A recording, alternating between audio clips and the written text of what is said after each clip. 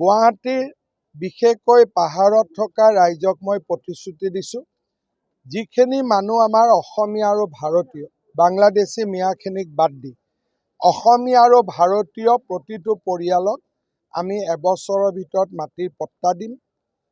দ্বিতীয়তে, প্ৰত্যেকটো ৱাৰ্ডতে মই 20 কোটিকৈ টকা দিম ৰাস্তা ঘাট বনাবৰ কাৰণে। গুৱাহাটীত ভৱিষ্যতে এতিয়া 2খন মেডিকেল কলেজ আছে, 5টা সমষ্টিক সামৰি আৰু 1খন বা 2খন আমি মেডিকেল কলেজ বনাম। হেল্থ চেণ্টাৰখিনি আমি আপগ্ৰেড কৰিম আৰু খোৱাপানী যোগানৰ যিটো প্ৰক্ৰিয়া তাক আমি ত্বৰান্বিত কৰিম।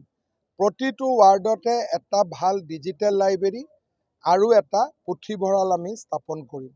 ইয়াৰ উপৰিও 2 লাখ চৰকাৰী চাকৰি, মহিলাসকলৰ বাবে সুলভ মূল্যৰ খাদ্য, বিহু আৰু পূজাত অসমবাসী ৰাইজক বিহুৰ মাহটোত এটা গেছ চিলিণ্ডাৰ বিনামূলীয়াকৈ, দুৰ্গা পূজাৰ সময়ত এটা গেছ চিলিণ্ডাৰ বিনামূলীয়াকৈ, ল'ৰা-ছোৱালীৰ শিক্ষাৰ সমস্ত দায়িত্ব ৰাজ্য চৰকাৰে গ্ৰহণ কৰালৈ বিজেপিৰ আমাৰ ইলেকশ্যনৰ যিখিনি মেইন এজেণ্ডা আছিল, সেই বিষয়েও মই আজি গুৱাহাটীৰ ৰাইজক অৱগত কৰিলোঁ।